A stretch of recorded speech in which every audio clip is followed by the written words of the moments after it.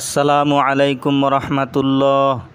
সম্মানিত ভিউয়ার্স, আজ আপনাদের সামনে ৪৭ নম্বর সূরায়ে মুহাম্মদের ২ ও ৩ নম্বর আয়াত নিয়ে আলোচনা করব।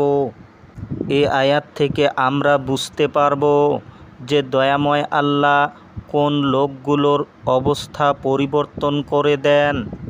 তাই আপনাদের কাছে অনুরোধ করছি ভিডিওটি শুরু থেকে শেষ পর্যন্ত শোনার। তো চলুন এবার আমরা সরাসরি আলোচনায় যাই। দেখুন দরদি, দয়াময় আল্লাহ বলেন, ওয়াল্লাযীনা আমানু ওয়া আমিলুস সালিহাতি ওয়া আমানু বিমা নুজ্জিলা আলা মুহাম্মাদিন ওয়া হুয়াল হাক্কু মির রাব্বিহিম কাফফারা আনহুম সাইয়্যাতিহিম ওয়া আসলাহা বালাহুম। দয়াময় আল্লাহ বলেন, আর যারা বিশ্বাস স্থাপন করে ও সৎকর্ম করে এবং মুহাম্মদ সাল্লাল্লাহু আলাইহি ওয়াসাল্লামের প্রতি যা সত্যসহ অবতীর্ণ তা বিশ্বাস করে, দয়াময় আল্লাহ তাদের মন্দ কর্মসমূহ মার্জনা করেন এবং তাদের অবস্থা পরিবর্তন করে দেন।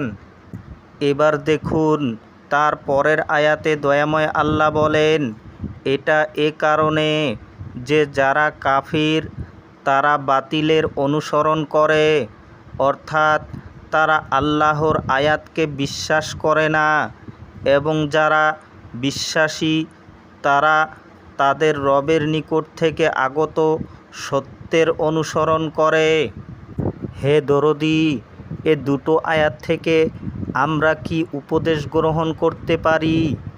আমরা এটাই উপদেশ গ্রহণ করতে পারি যে আল্লাহর আয়াতকে বাদ দিয়ে অন্য কিছু গ্রহণ করা যাবে না।